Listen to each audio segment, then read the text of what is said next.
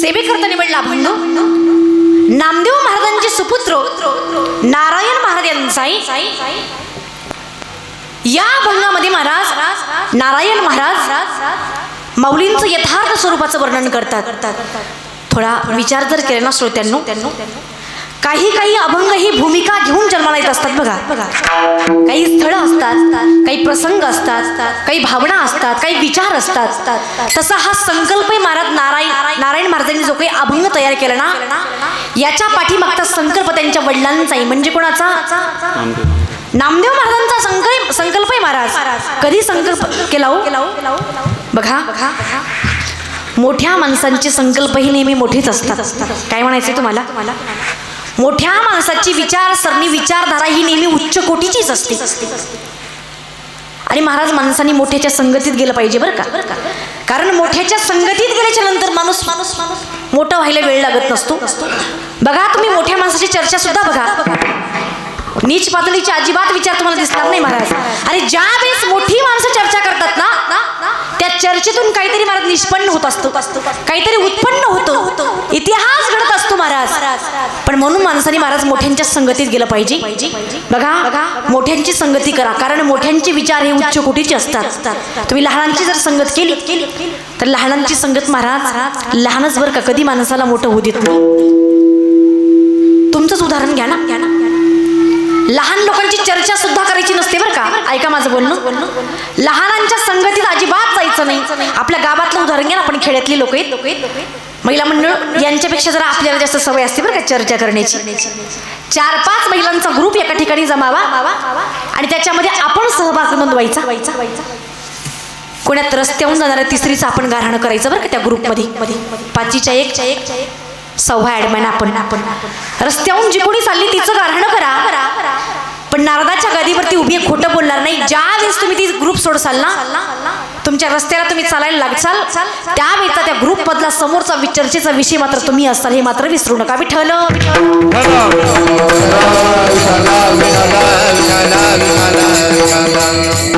मला काय सांगायचंय, मोठ्यांचे विचार हे नेहमी मोठे असतात. एक उदाहरण दिलं म्हणजे तुमच्या लक्षात येईल. काय झालं, एका झाडावरती एक पोपट बसला होता. काय बसला होता रे? पोपट बसला होता. त्याच्या शेजारी एक काळा कावळा येऊन बसला बरं का. काय आला? कावळा आला. त्यावेळेस तो पोपट त्या कावळ्याला म्हटला, कावळ्या, त्या समोरच्या बंगल्यामध्ये बांधलेला जो घोडा आहे ना, किती सुंदर दिसतो रे. कावळ्याने महाराज ऐकलं आणि न ऐकल्यासारखं केलं बरं का. थोड्या वेळानं परत तो पोपट म्हटला, कावळा म्हणतो, जी अरे किती सुंदर घोडा दिसतोय तुझा. माझं बोलणं तुला लक्षात नाही का आलं तुझ्या? कसा आहे घोडा तो? चिमटा घेतला तर रक्त निघेल. त्यावेळेस कावळा काय म्हटलं माहिती? तुम्हाला त्या घोड्याचं मोठेपण असेल म्हणे. काय?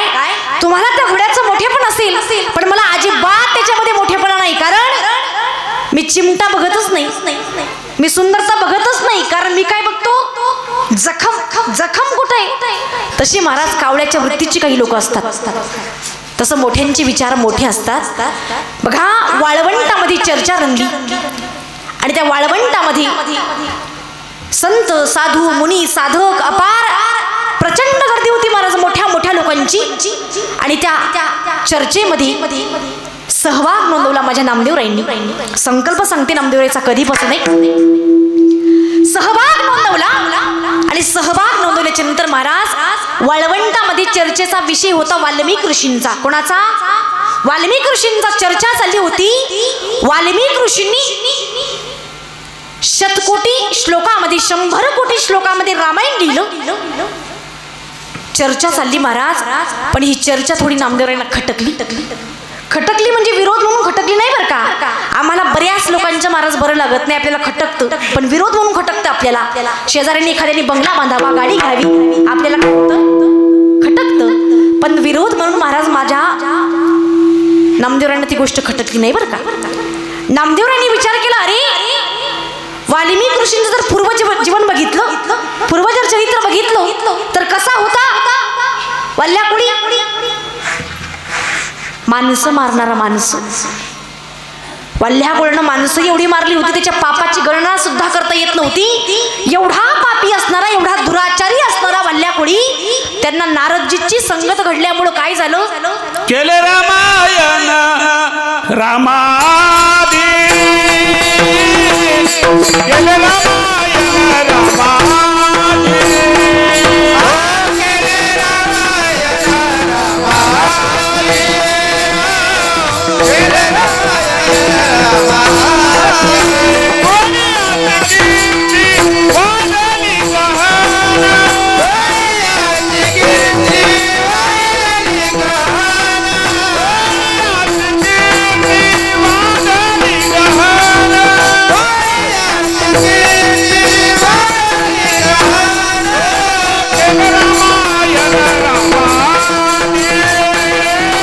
केले रामायण रामादी,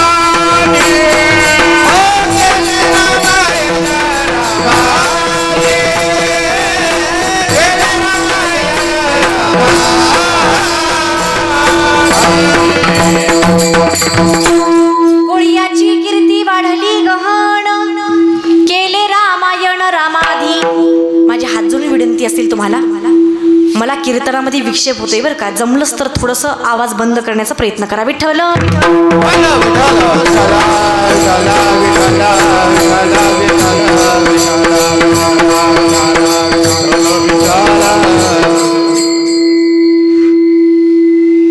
त्या वाल्ह्या कोळ्याचं जर जीवन जर आपण पूर्वचरित्र जर बघितलं ना मायबाप, वाल्ह्या कोळी एवढा पापी, एवढा दुराचारी, एवढं पाप त्यानं केलं होतं, त्याच्या पापाची गणना सुद्धा करता येत नव्हती, गणती सुद्धा करता येत नव्हती. पण नारदजीच्या संगतीमुळं एवढं मोठं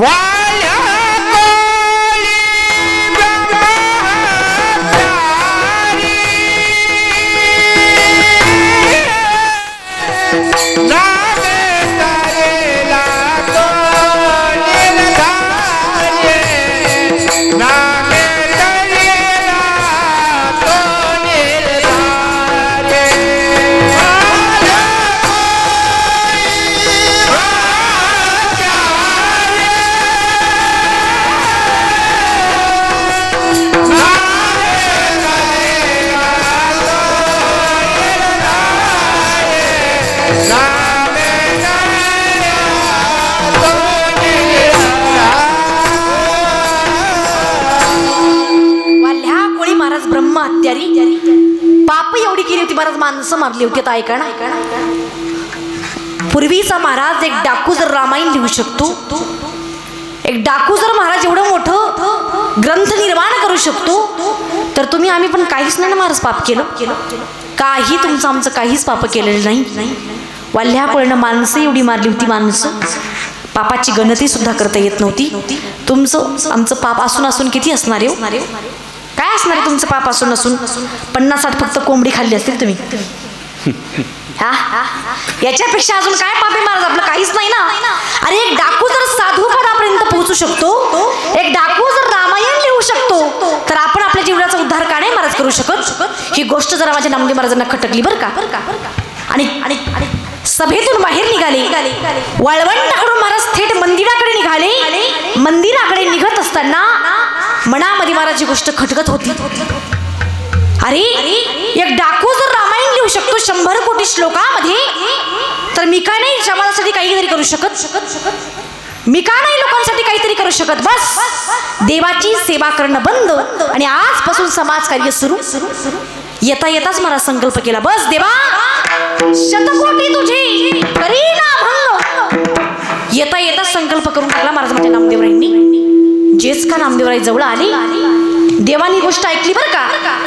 देवानं ऐकलं, अरे काय संकल्प केलास नामा तू, हा 100 कोटी अभंग, शतकोटी तुझे करीना अभंग, हे कसं काय शक्य? थांब थांब थांब 2 मिनिटं थांब. नामदेवराय म्हटले, देवा अजिबात नाही, संकल्प म्हणजे संकल्प, आता अजिबात माघार घेणार नाही.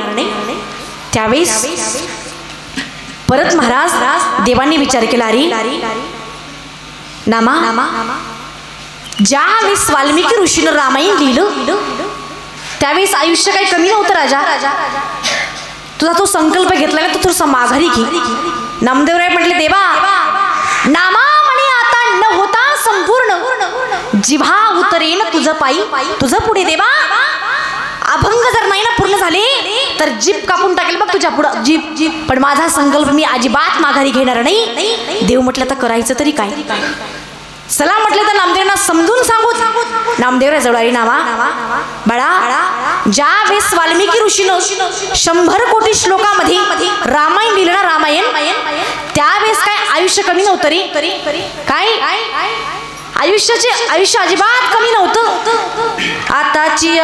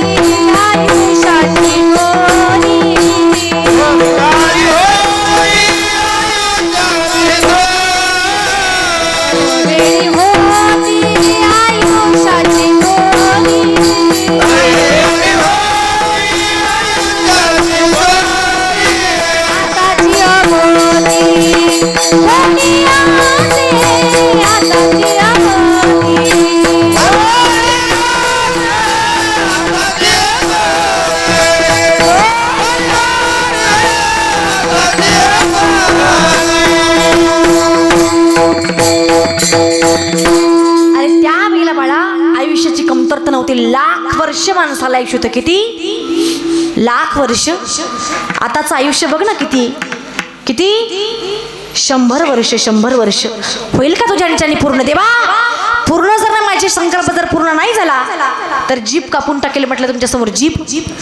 आता महाराज नामदेव तर संकल्प करून बसलेत, पण विटेवरच्या मालकाला चेन पडेना. काय करावं, माझ्या भक्तांनी संकल्प केलाय. एवढे विचारात पडले महाराज, एवढे टेन्शन मध्ये आले पांडुरंग परमात्मा. ज्या माणसाला जास्त टेन्शन असेल, ऐका बरं का, ज्या माणसाला जास्त टेन्शन असेल किंवा विचार डोक्यामध्ये असतील ते माणूस एक तर शांतच बसतं, मुकच. नाहीतर इकडून तिकडं महाराज गॅलरीत काय मारतं, चक्रा मारतं. विटेवरून पांडुरंग परमात्मा खाली उतरले आणि वाळवंटामध्ये इकडून तिकडं फिरू लागले. हो, नुसते फिरू लागली. त्यावेळेस पांडुरंगाला सुचेना काय करावं. त्यावेळेस माझ्या विटेवरच्या पांडुरंगानं महाराज सरस्वतीची मदत घेतली. सरस्वती माता समोर हजर झाले. देवा काय आहेत नाही, बोला तुमची काय आज्ञा. सरस्वती, माझ्या नामाने संकल्प घेतलाय ग 100 कोटी अभंग लिहीन म्हणून, पण त्याचं आयुष्य बघ ना. जा, माझ्या नामदेवरांनी केलेला संकल्प तुलाच पूर्ण करावं लागेल. जा त्यांच्या जिभेवरती बस. भीमा तेरी सांगे शारदेसी हरी बैस जिभेवरी नामयाच्या. महाराज जिभेवरती बसल्या हो सरस्वती माता. नामदेवराईच्या एकट्याच्या महाराज जिभेवरती बसल्या नाहीत. घरामध्ये 14 माणसं होती. किती 14 माणसं. 14च्या 14 ही माणसाला अभंग लिहिण्याची मती माझ्या भगवान परमात्म्याने प्रदान केली हो. आणि 14 माणसाला तसं आपण पेपर सोडतो ना, पेपरला काय लागते महाराज, पुरवणी. काय लागते, सपली, पुरवणी लागते महाराज. तशी परभणी जिल्ह्यानं पहिल्यापासून काय दिली, पुरवणी दिली. गंगाखेडच्या आमच्या जनाबाई महाराज, घरातली माणसं 14 आणि ह्या 15 ही माणसाला महाराज अभंग लिहिली. आणि महाराज किती झाले अभंग, 96 का, किती 96. आता राहिले किती अभंग, 96 नाही बरं का, 96 कोटी. तुमचं लक्ष बघते मी कोणीकडे येते. 96 कोटी अभंग तयार झाले. राहिले किती, 4 कोटी महाराज. आता कुणी लिहायचे, विटेवरच्या मालकांना महाराज प्रश्न पडला. अवतार घ्यावं लागला हो. कुणाला, तुकोबरांना अवतार घ्यावा लागला. तुका अवतार नाव याचा अवतार घेतला हो, अवतार माझ्या तुकोबरांनी. आणि पूर्ण महाराज समोरचे अभंग लिहिले. आता ऐका, हा झाला माझ्या नामदेवरायांचा संकल्प. पण हा अभंग निर्माण तरी कधी झाला याचं चिंतन आपल्याला समोर करायचं. थोडंसं भजन करा. विठ्ठल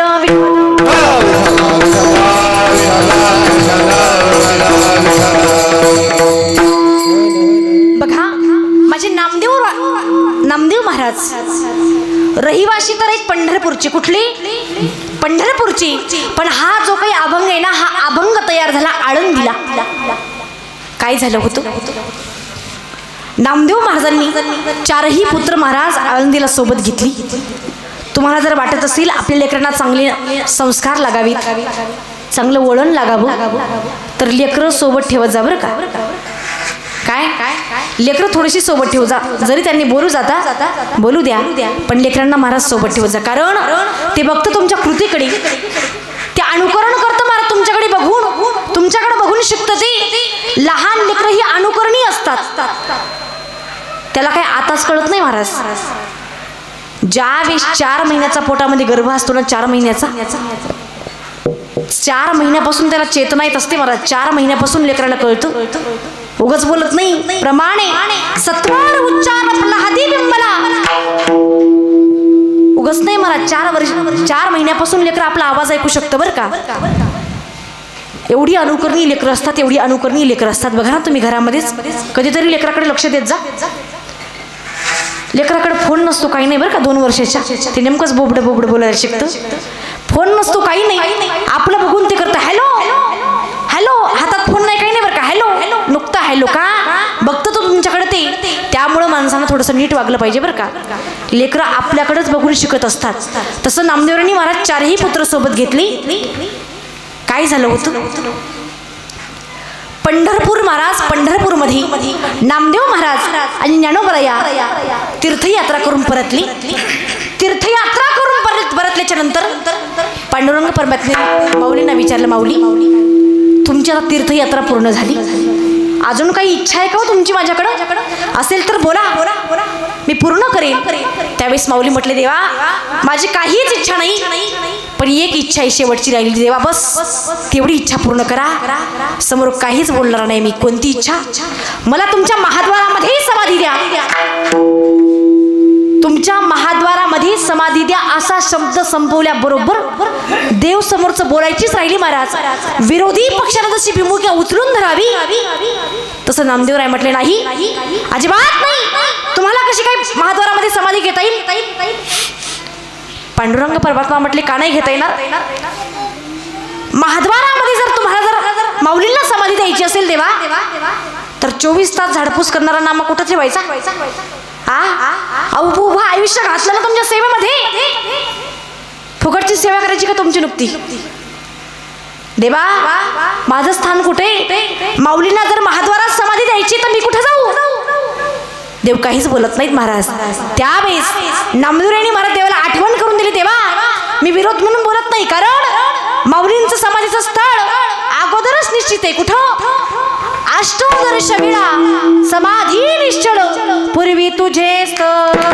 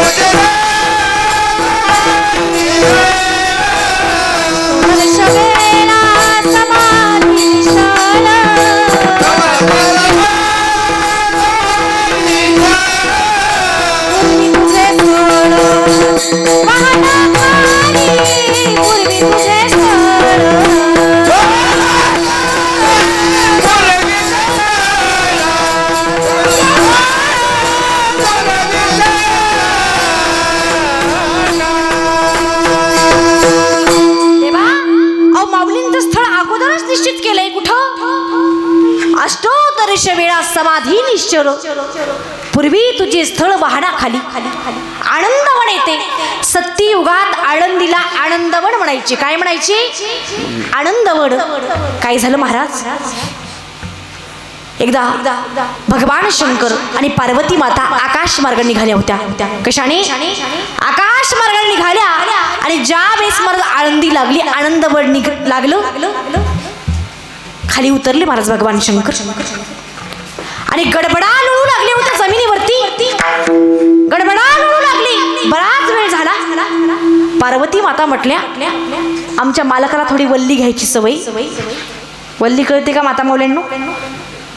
बोला की ग, वल्ली नाही का माहिती तुम्हाला? वल्ली पिक्चर मधली श्रीवल्ली नाही बरं का. कोणती वल्ली?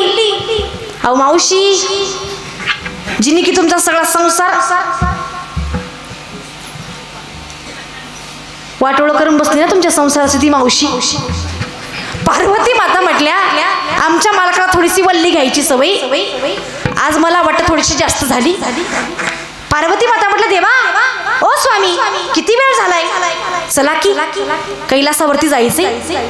त्यावेळेस भगवान शंकर म्हटले पार्वती तुला काही मी वेळ दिसलो का, तुला काही मी पागल दिसतोय का?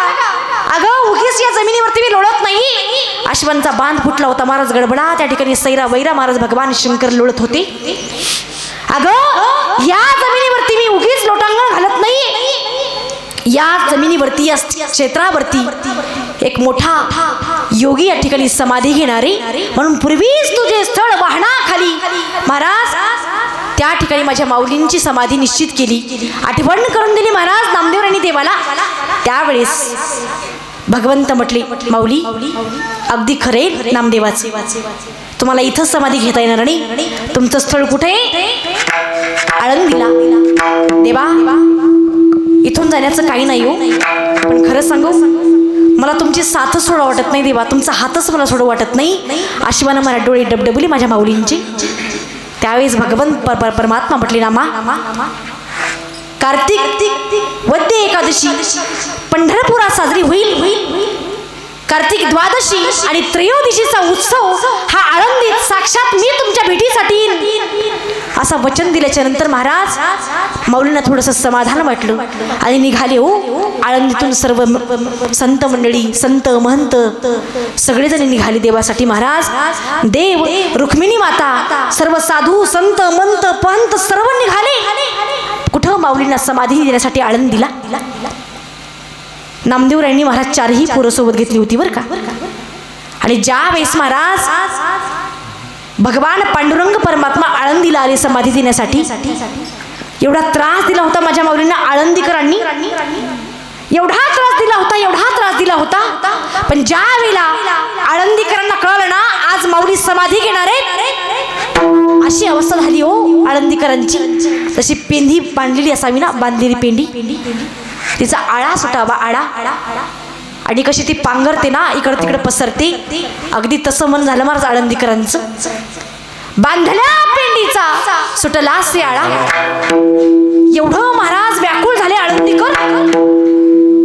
तसं नदीतल्या माशाला माजवण घालावं, तसं जनवन कालवतो ना नदीची आमासा घातले माजवण तैसे जनवन कालवली, अगदी तसं झालं हो आळंदीमध्ये. एका टाइमचा महाराज जर काळ बघितला माझ्या माऊलींचा, इतका त्रास दिला महाराज.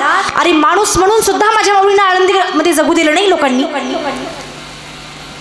मंदिरं माझ्या माऊलींसाठी बंद होती, शिक्षणाच्या सर्व महाराज पद्धती बंद होत्या, साधन शिक्षणाची पूर्ण बंद केली होती. अरे आई वडिलांना महाराज देहांत प्रायश्चित्त घ्यायला लावलं ते आळंदीकरांनी. गावातल्या रस्त्यावरती चालण्याची मुभा सुद्धा माझ्या माऊलींना नव्हती. इतकंच काही गावाबाहेर महाराज विहिरीवरती तलावावरती पाणी पिण्याची सुद्धा मुभा माझ्या माऊलींना नव्हती. एवढा त्रास दिला. आज काही लोक महाराज बसल्या जागी म्हणतात फक्त पूर्वी लोक फार चांगली होती. काही लोक म्हणतात पूर्वी लोक फार चांगली होती, पण खरं सांगू माय बाप जे म्हणत असतील ना पूर्वी लोक फार चांगली होती, त्यांना म्हणा तुमचा थोडासा अभ्यास कच्चा आहे हो, तुमचा अभ्यास थोडा कमी आहे. अरे पूर्वी जर लोक चांगली होती तर माझ्या माऊलीला लोकांनी एवढा त्रास दिला असता का?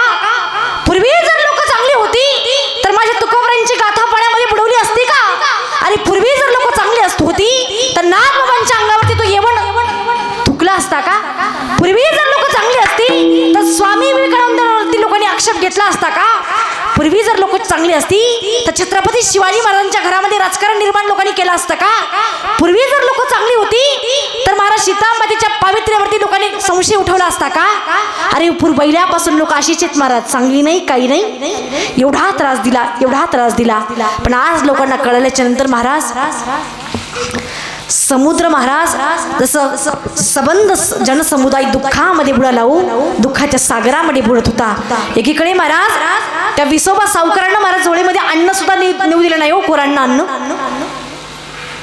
गावामध्ये काही चांगली लोक असावीत, त्याने थोडंसं पीठ वाढावं आणि गावाच्या वेशीजवळ गेल्याच्या नंतर महाराज घोड्यावरती स्वार झालेला हा विसोबा सावकार तिकडून यावं आणि विचारावं, त्याण्या काय घेऊन चालला झोडीमध्ये? काका काहीच नाही हो, माझी भावंड घरी उपवासची, त्याच्यासाठी थोडंसं कोरांना घेऊन चाललोय. बुटा सहित लात मारावी महाराज त्या विसोबा सावकाराने. एवढंच एका भाकरीचं फक्त पीठ राहील तर महाराज तेवढं पीठ घेतलं माझ्या माऊलींनी आणि सिद्ध बेटाकडे निघाली. कुटिया होती, एकच भाकर झाली बरं का. त्या सबंध पिठाची जोडी मधल्या एकच झटकून गिटकून एकच भाकर झाली महाराज. आणि भाकर केली आणि चारही भावंडाच्या ताटामध्ये महाराज त्या पतरवाळीवरती 4 कोरा वाढली महाराज माझ्या माऊलींनी. तेवढ्यात हा दृष्ट बुद्धीचा कुबुद्धीचा असणारा विसोबा सावकार त्यानं विचार केला, अरे ही लेकरं नेमकी खातात तरी काय, जगतात तरी कशावर, तर बघू तरी. घोड्यावरती स्वार होऊन आला महाराज आणि त्या झोपडीच्या कुटियाच्या एका महाराज छिद्रामधून बघत होता, खातात तरी काय. नेमकी जेवणासाठी बसली होती होई भावंड. त्यावेळेस माझ्या माऊलींचं लक्ष गेलं, अरे विसोबा सावकार आले दारामध्ये. मनामध्ये दया जागृत झाली महाराज. आज सकाळीच लाथ हाणली विसोबा सावकारांनी. काय म्हणा असावं माझ्या माऊलींचं. शास्त्र सांगतो, विनमुख गेली अतिथी घेऊन जाई सुकृताची संपत्ती. आमचं शास्त्र सांगतं मला, दारातला अतिथी रिकाम्या हाताने गेला नाही पाहिजे. कारण दारातला जर अतिथी महाराज रिकाम्या हाताने जर गेला तर तुमच्या सुकृतामध्ये तुमच्या भाग्यामध्ये जेवढी काही संपत्ती लिहिली असेल ना संपत्ती तो ते घेऊन जात असतो बरं का. त्यामुळे दारात आलेला अतिथी अजिबात विनमुख हाताने न गेला पाहिजे. माऊलींच्या मनामध्ये शास्त्र जागा झाला. अरे द्वेष बाजूला ठेवला. विसोबा काका या, तुम्ही आज आमच्याकडे अतिथी आहात, घ्या माझ्या ताटामध्ये ही चतुर भाकरी, ही सेवन करा. काय आम्हाला असेल माझ्या माऊलींचं, काय दया असेल महाराज. अरे एवढा त्रास दिला, एकेकाळी एवढा त्रास दिला. आज ज्या वेळेस महाराज आळंदीकरांना कळालं, त्यांच्या भावंडांना कळालं महाराज, मुक्ताबाईंना कळालं, सोपान काकांना कळालं, जमिनीवरती महाराज शरीर सोडून दिलं आणि रडायला लागली महाराज. इतकंच काही, निवृत्तींना दादा ज्यावेळेस कळालं, अरे माझ्यापेक्षा लहान असताना माझा ज्ञाना आज समाधीला जातोय, समाधी घेतोय. कधीच महाराज वृत्तीवर न येणारे निवृत्तींना दादा त्यांना होशच राहिला नाही. एवढे रडतायत, एवढे रडतायत. आणि या 3ही भावंडांची महाराज समज काढण्यासाठी माझे नामदेवराय आले. समज काढण्यासाठी नामदेवराय आलेले महाराज. समज काढता काढता त्यांचं ते महाराज समोरचं चित्र बघितलं हो, तो प्रसंग बघितला. समजवण्यासाठी आलेला नामदेवराय स्वतःचं समजण्याचं महाराज विसरली आणि रडायला लागली नामदेवराय. त्यावेळेस भगवान परमात्मा आले महाराज समोर. भगवान परमात्म्याचा सुद्धा महाराज आसवांचा बांध फुटला. देव रडायला लागला. आणि त्यावेळेस रुक्मिणी माता देवाला विचारते, देवा कोणी होता, का रडताय तुम्ही एवढे संबंध सर्व जनसमुदाय, तुम्ही साक्षात रडताय, कोण हा योगी, कोण हा साधू, सांगा ना. त्यावेळेस महाराज देवाने सांगितलं, देव म्हणती ब्रह्मा होय, ज्ञानदेव नेनसिकाय, निवृत्ती शिव ज्योतिर्मय, ज्ञानदेव ब्रह्मनिगोट. अरे हे काही 4 काही साधारण भावंड नाही. ब्रह्मा, विष्णू, महेश आणि जे छोटीशी चिमुरडी मुक्ता दिसते ना, ही साक्षात आदी माया स्वरूपिणी असणारी शक्ती ही मुक्ताबाई आहे.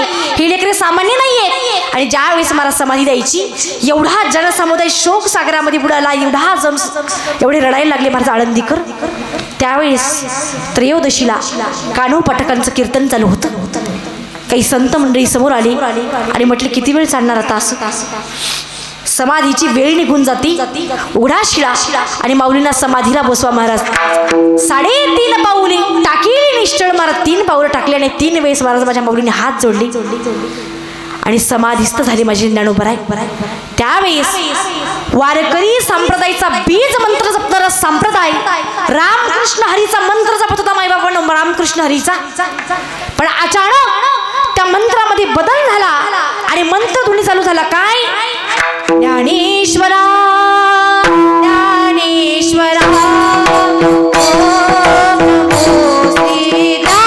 ज्ञानेश्वरा ज्ञानेश्वरा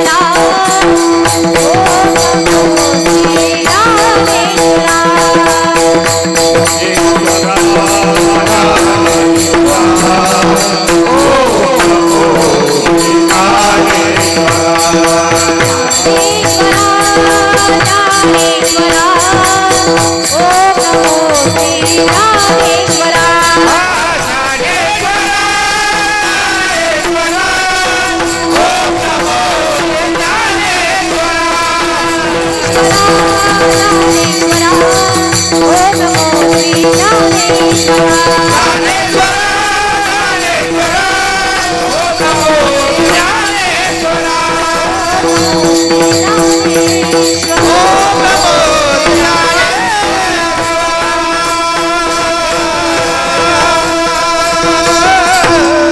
ऐका ना माय बाप, अरे वारकरी संप्रदायाचा बीज मंत्र जपत असताना त्या ठिकाणचा जनसमुदाय अचानक मंत्रामध्ये बदल झाला आणि सर्वजण म्हणू लागले मला ज्ञानेश्वरा ज्ञानेश्वरा ओम नमो श्री ज्ञानेश्वरा. त्यावेळेस काही महाराज संतांना ही गोष्ट खटकली आणि अनेक संत समोर आले, पुढाकार घेतला आणि महाराज विचारायला लागले का हो वारकरी संप्रदायाचा बीज मंत्र जपणारे आपण सर्व वारकरी, आणि काय चाललं हे वारकरी संप्रदायाचा रामकृष्ण हरीचा मंत्र सोडून ज्ञानेश्वरावर नाही लागले. काय ताकद आहे ज्ञानेश्वरा या नामामध्ये, या मंत्रामध्ये. त्यावेळेस महाराज नामदेवराईचं पुत्र समोर आले, कोण नारायण महाराज, आणि सांगितलं काय होतं ज्ञानोबरायांच्या नामस्मरणाने सांगू तुम्हाला. अरे जो कोणी ज्ञानोबरायांचं नामस्मरण करेल ज्ञानेश्वरा म्हणेल त्याची माया, त्यांच्या जीवनातली माया ही समूळ नष्ट होईल. अभंगाचं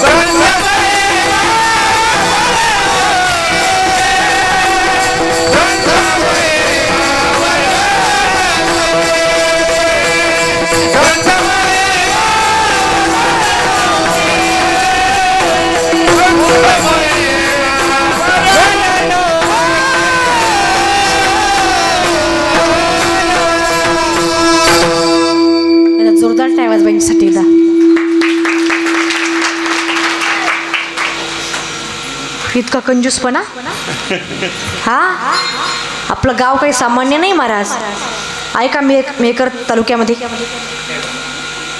मेकर तालुका आसपासच्या पंचक्रोशीत तरी महाराज हा सत्ता चालू आहे का तुमच्या? बोला ना, किती भाग्यशाली माणसात तुम्ही. आळंदीला जायची सुद्धा गरज नाही. या ठिकाणी साक्षात माऊली आपल्या गावामध्ये काहीतरी किंमत असू द्या ना महाराज. एवढा मोठा जगामध्ये चालू असलेला कार्तिकीचा सोहळा आळंदीमध्ये पार पडतोय आणि आपल्या गावात सुद्धा पार पडतोय. मला आपला गाव साबत्र नसून अलंकापूर या ठिकाणी वसलेलं आहे असं म्हणायला हरकत नाही. एवढा कंजूसपणा नका ना करू. वाजवायचा जोरदार टाळ्या. काही पैसा नाही हो भेटत म्हणजे टाळ्यामधून. तुम्ही जर टाळी वाजवली ना महाराज, अजून जास्त महाराज उत्साहित असतो. आणि टाळीनं महाराज अटॅकचं प्रमाण जरा कमी होतं बरं का. त्यामुळं माणसांनी अंतकरणातून टाळी वाजवली पाहिजे. एकदा वारकरी संप्रदायाचे आपलं भजन गायचंय. ज्यांना ज्यांना भगवंतांनी 2 हात दिलेत त्यांनी एकदम सरळ हातवर घ्या. आणि आपल्या गावातच माऊलीत बरं का. आणि आज विशेष म्हणजे एकादशी. त्यामुळे अजिबात भजनामध्ये कंजूसपणा कोणीच करायचा नाही. घ्या एकदा सरळ हातवर. शूटिंग होणार आहे. सर्वजण उद्या युट्यूबला दिसणार आहात तुम्ही. भजन होईपर्यंत हात खाली घ्यायचे नाही.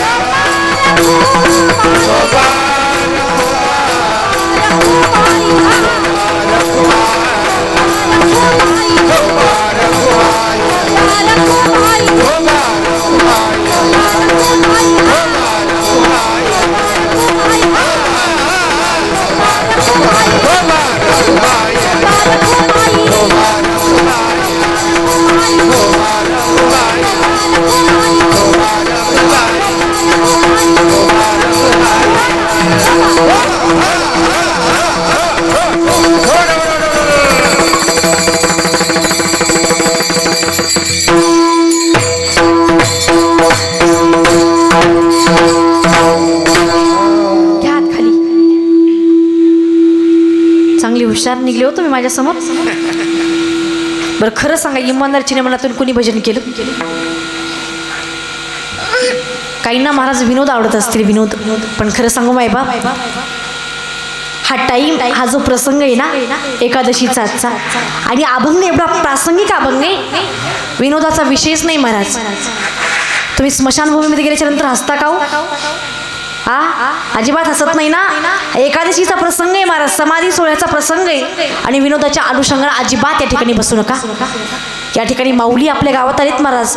एवढा मोठा कार्तिकीचा सोहळा आपण आपल्या गावामध्ये पार पडतोय. एकदा मोठ्या प्रेमाने आमच्या महिला मंडळ बघा भजन म्हणतीला.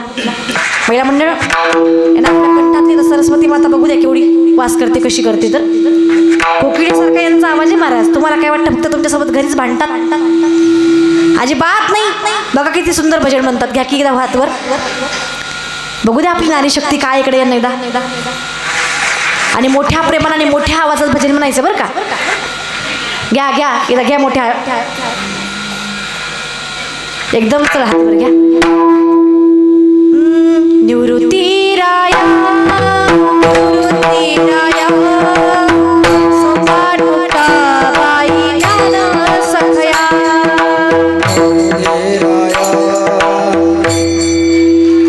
वा वा बोला.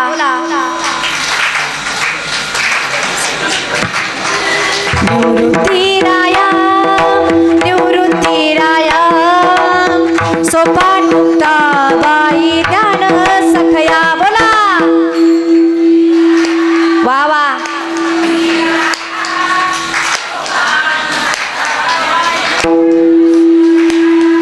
सोपान मुक्ताबाई ज्ञान सखया सोपान मुक्ताबाई ज्ञान सखया. बोला.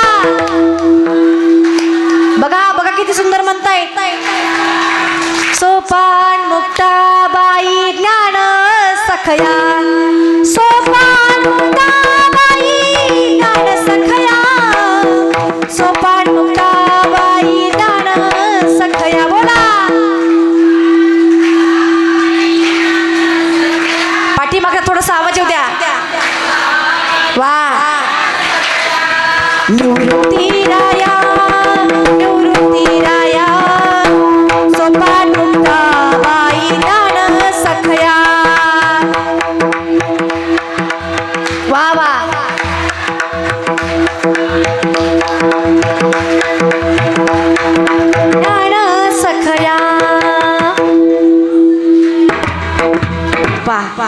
मोजक्याच म्हणल्या बरं का, ज्यांना भजनाची आवड आहे त्याच बिचाऱ्यांनी गायलं बरं का, बाकीच्यानी नाही. मग त्या काय पाकिस्तानातल्या आहेत का ते त्यांचं त्यांना माहिती. अरे संतांच्या भूमीमध्ये राहून जर आपल्याला महाराज संतांचं नामस्मरण करायची जर लाज वाटत असेल तर आपण महाराज या देशातलेच नाही, या भूमीतलेच नाहीत. आपण माणूस म्हणून घ्यायचे लायकीचेच नाही महाराज. अरे एवढा मोठा समाधीचा प्रसंग बघा. आमचे पुरुष मंडळ किती छोटे आहेत बरं का, छोटे म्हणजे संख्येने लहान आहेत बरं का. आज यांची संख्या फार कमी. बघा कसं भजन करतात. एकदा हातवर, एकच मिनिट हा, वेळ नाही माझ्याकडं. श्री ज्ञानदेव श्री तुकाराम, श्री ज्ञानदेव श्री तुकाराम. बोला वा वा.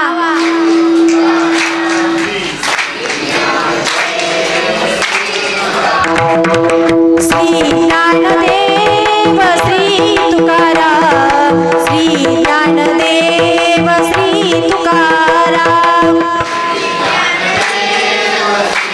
वा वा वा.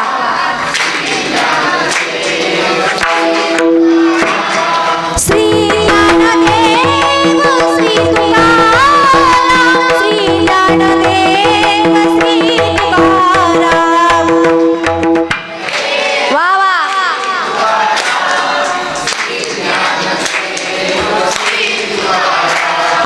श्री ज्ञानदेव श्री तुकाराम, श्री ज्ञानदेव श्री तुकाराम.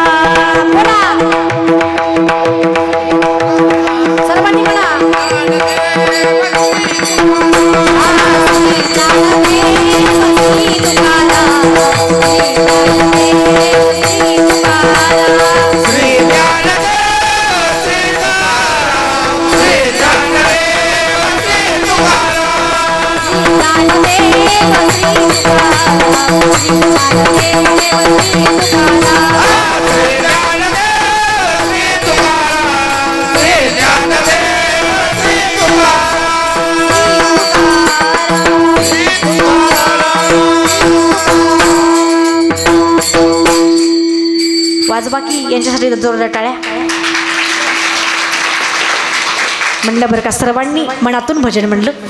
असं करमत महाराज भजनामध्ये. येते का घरची आठवण? अजिबात आठवण येत नाही महाराज. नारायण महाराज म्हटले, अरे सांगू तुम्हाला काय होतं माझ्या माऊलींचं नामस्मरण केल्याने. ज्ञानदेव म्हणता माया गेली समूळ विलया. नामदेवराय महाराज, नामदेवरायांचे पुत्र सांगतायत नारायण महाराज, माऊलींचं नुसतं नामस्मरण जरी केलं, माऊली माऊली जरी तुम्ही म्हटलात, तर जीवनामध्ये जी काही आपल्या मागं लागलेली माया आहे, माया ती विलयाला जाते, समूळ नष्ट होते. कशाला म्हणतात तो माया? काय मायेची व्याख्या? कशाला म्हणायचं माया?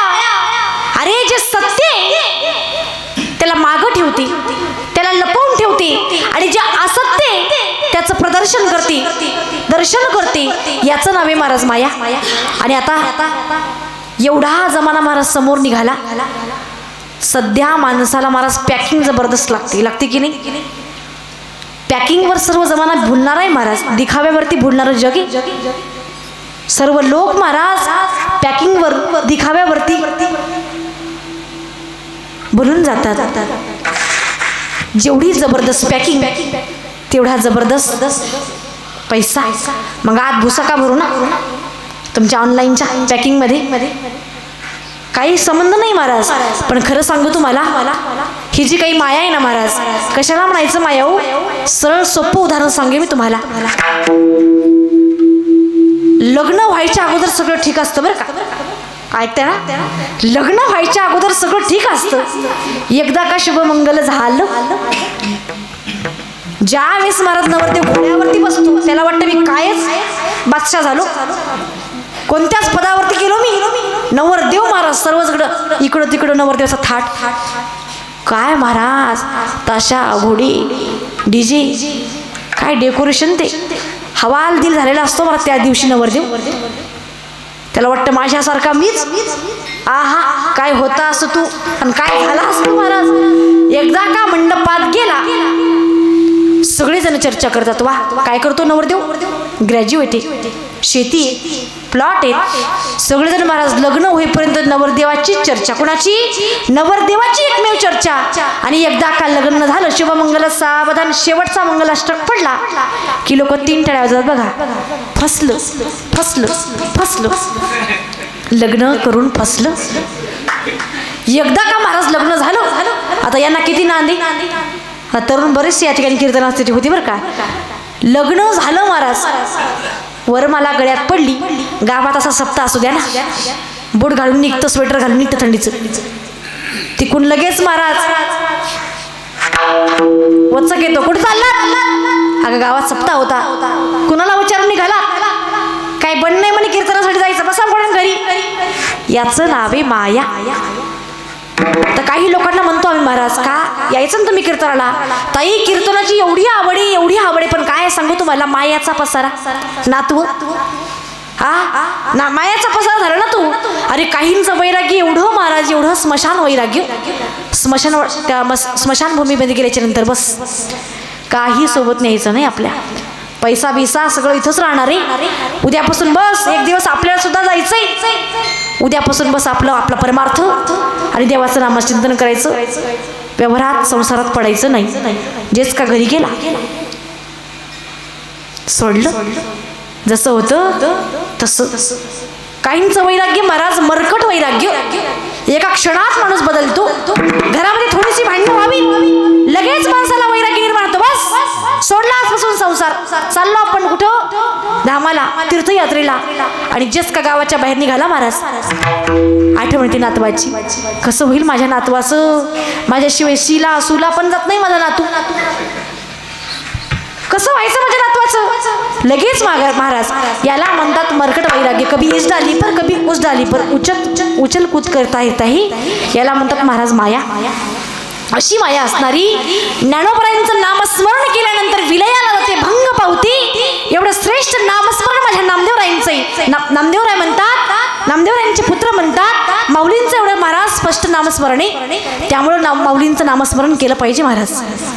अरे ज्या वेळेस आपण मला दिंडी काढतो ना, गावामध्ये दिंडी, कोणत्या देवाचं नाव घेत नाही हो, संतांचं नामस्मरण चालू असतं महाराज. ज्ञानोबा तुकाराम, ज्ञानोबा तुकाराम. का महाराज? संतांच्या नामस्मरणामध्ये ताकद आहे. कारण भगवंत कहा भक्त की हा. ज्या ठिकाणी संत असतात त्या ठिकाणी भगवंत असतात महाराज.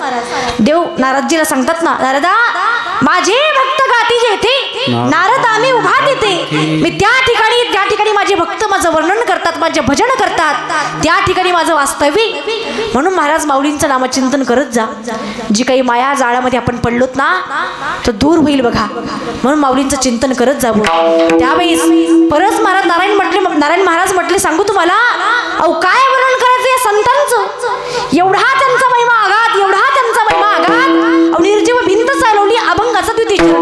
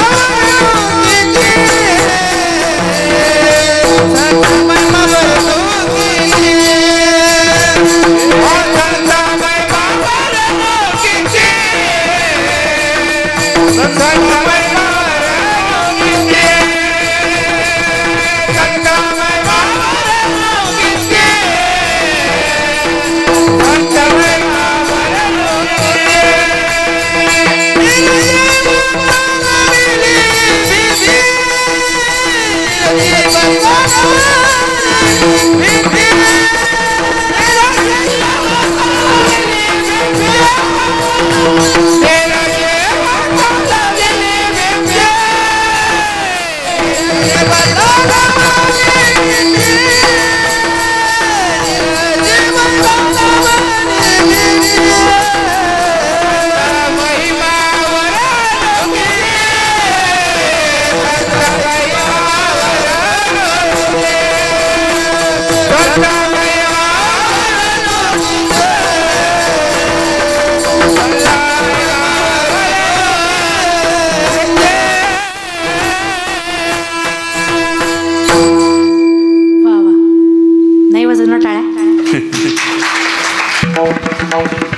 काय वर्णन करायचं महाराज संतांचं. संत महिमा वर्णू किती, निर्जीव चालविली भिंती. निर्जीव भिंत चालवली. सर्वांना उदाहरणं माहिती आहेत महाराज. इतकंच काही, जड मुड उद्धरिले रेड्या मुखी वेद बोलविले. अरे जडाचं उदाहरण महाराज भिंतीच आहे. आणि मूड ज्याला स्वतः सुद्धा कळत नाही आणि दुसऱ्यानं सांगितलेलं सुद्धा समजत नाही असा निर्बुद्ध प्राणी असणारा कोण, रेडा. रेड्याला सुद्धा महाराज बोलवलं. एवढी महती, एवढं सामर्थ्य माझ्या ज्ञानोबरायांमध्ये आहे. म्हणून महाराज नारायण महाराज म्हटले, अरे त्यांचा महिमा काय वर्णन करायचा. अगाध त्यांची कीर्ती चराचरामध्ये अशी अल्प वयामध्ये ज्ञानार्जन केलेल्या म्हणजे माऊली, त्यांना माझा साष्टांग प्रणिपात आहे. म्हणे नामयाचा नारा नमन माझे ज्ञानेश्वरा. त्यांना महाराज साष्टांग दंडवत घातला हो ज्ञानोबरायांना. एवढं ज्ञानोबरायांचं सामर्थ्य महाराज. आणि एकेकाळी आळंदीने महाराज जेवू दिलं नाही. आज समाधी सोहळ्यामध्ये महाराज अन्नदानाच्या पंक्तीच्या पंक्ती उठतायत. विजय कशाला म्हणतात महाराज, परमार्थातला विजय कशाला म्हणायचं. अरे ज्या लोकांनी महाराज अपमान केलाय, त्रास ज्या लोकांनी पिळवणूक केले, छळ केलाय, त्याच लोकांच्या हाताने महाराज आरती आज होते. याला परमार्थातला विजय म्हणत असतात महाराज. मला काहीतरी बोलायचंय. अभंगावरती महाराज बोलण्यासारखं भरपूर आहे. माझी वेळ संपत आली. 2च मिनिटं तुमची घेईन बघा मी. बघा चालू असलेला या ठिकाणी कार्तिकी सोहळा आपल्या गावामध्ये पार पडतोय. किती वर्ष झाली बरं? 30 वर्ष झाली. अनेक महाराज आले गेले. आपल्या गावामध्ये परिवर्तन काय सांगा ना मला. आम्ही येणार, तुम्हाला सांगून जाणार, तुम्ही किती घ्यायचं. आज समाज महाराज वेगळ्या दृष्टीने वाटचाल करतोय. आज जास्त व्यसन लागले महाराज सोशल मीडियाचं. तरुण या व्यसनामध्ये एवढा बुडाला. इंस्टा फेसबुक बस याच्या व्यतिरिक्त काही सुचत नाही. ऑनलाईन रम्मीचं व्यसन आहे महाराज, गेमचं व्यसन आहे. आणि ऑनलाईन गेमच्या रम्मीपायी महाराज अनेकांचे जीवन उद्ध्वस्त झाले. या तरुणांना माझी हात जोडून विनंती असेल, हे जे काही व्यसन करताय ना, या व्यसनापासून दूर राहा. अरे आज महाराज सध्याचा चर्चेचा विषय महाराज इंदोरीकर बाबांचा. त्यांनी त्यांच्या मुलीचा साखरपुडा एवढ्या मोठ्या थाटामध्ये केला. आज लोक त्यांना नाही ते कमेंटद्वारे महाराज प्रत्युत्तर देत आहेत. पण विचार करा ना मायबाप, तुम्ही आम्ही सुद्धा लेकरांचे मायबापच होत. आयुष्याची महाराज एखादा रोज मजदार असू द्या हो त्या पोरीचा बाप, दुसऱ्याची चाकरी करणारा असू द्या, काय स्वप्न असतो त्या बापाचं. स्वतःला बनेल नसतील ना महाराज, अंडरवेल नसेल तर तसा राहील, पण स्वप्न महाराज त्या बापाचं मोठं असतं. अरे प्रत्येक बापाला आपली मुलगी महाराज राजकुमारीपेक्षा काही कमी नसती, जरी त्याची परिस्थिती कशी असू द्या. आज बाबांवरती महाराज इंदोरीकर बाबांवरती आपण नाही ते उठलं तर बोलतोय. अरे आपली परिस्थिती जर नसेल ना मायबाप, तर आपण शेती विकायला मागं पुढं बघत नाही आपल्या पोरींसाठी. का? आपल्या लेकरांचं चांगलं व्हावं, लेकरांचं कल्याण व्हावं. आपले दिवस गेले तर गेले, पण माझ्या लेकरांचं चांगलं झालं पाहिजे, माझी लेक सुखामध्ये नांदली पाहिजे. प्रत्येक मायबापाची हे स्वप्न आहेत महाराज. काय व्यर्थ केलं इंदोरीकर बाबांनी. आज त्यांचा पैसा दिसतोय महाराज आपण, पण त्याच्या पाठीमागचे कष्ट सुद्धा बघा ना. अरे त्या नवरा बायकोनी महाराज रात्र महाराज कष्ट केले. एवढी मोठी गोशाळा आहे, अजिबात त्यांना महाराज ट्रोल करू नका, त्यांना प्रत्युत्तर देत बसू नका. अरे एवढं मोठं समाज प्रबोधनाचं कार्य महाराज इंदोरीकर बाबांनी हाती घेतलंय. अजिबात त्यांना महाराज प्रत्युत्तर देत बसू नका, कारण तो एक पिता आहे हो, एक बाप येतो.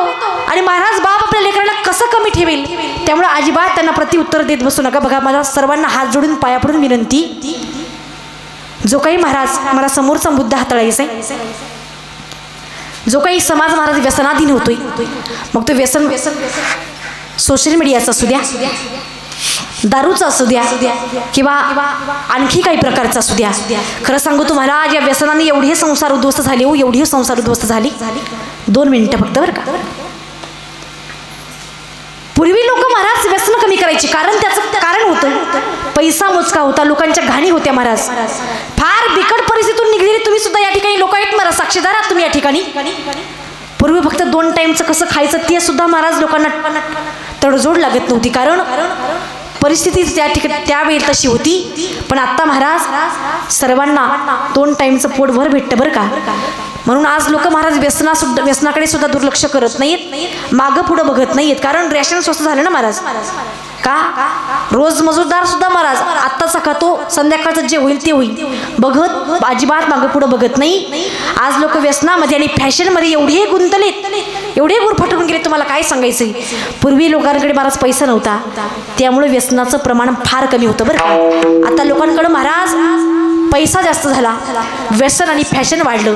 अरे पूर्वी लोकांना महाराज खाद्य चांगलं होतं म्हणून शरीर दणकट होती. ऐका, पूर्वीचे लोक काजू बदाम खायचे, आता सुद्धा खातात, पण लोकांना पचत नाही बरं का. काय आताच्या लोकांना पचत नाही. ऐका मायबाप, पूर्वी लोक काजू बदाम सोडून आता गुटखा प्रसिद्ध झाला. काजू बदाम सोडून आता गुटखा प्रसिद्ध झाला. अजय अक्षय शाहरुख सुद्धा विमलच खा म्हणायला लागला. अरे बंद झाल्या शिक्षण जाहिराती, जुगार प्रसिद्ध झाला. हिंदी मराठी कलाकार सुद्धा महाराज रमीज खेळा म्हणायला लागला. अरे जॅकी सुद्धा गायछाप खातो, जॅकी सुद्धा गायछाप खातो, तोही तेच म्हणाला. जंगली रमी पे आवना महाराज डायलॉग हाही फेमस झाला. पण सांगू तुम्हाला, या दारूमुळं, या ऑनलाईन गेममुळं, या टपरीमुळं महाराज, या टपरीवाला, तंबाखूमुळं टपरीवाला जारीवाला सुद्धा इतका श्रीमंत झाला, इतका श्रीमंत झाला, इतका श्रीमंत झाला. या व्यसनापायी फक्त माझा भारताचा तरुण मात्र बाया गेला हो, तरुण मात्र बाया गेला. दारू जर प्यायची ना, एका दारूचं नाव सांगेल ती दारू प्या. अरे जाम पर जाम पीने से क्या फायदा, जाम पर जाम पीने से क्या फायदा, सुबह भी हो या शाम भी उतर जाएगी, लेकिन मेरे हरिनाम का पहला तो पे कर दे, तेरी सारी जिंदगी सुधर जाएगी, तेरी सारी जिंदगी सुधर जाएगी.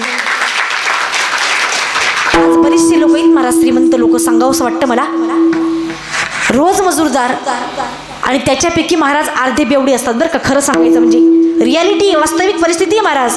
त्यांना घरी पिण्यासाठी पैसे देत नसावीत म्हणून महाराज रोज मजुरी करतात.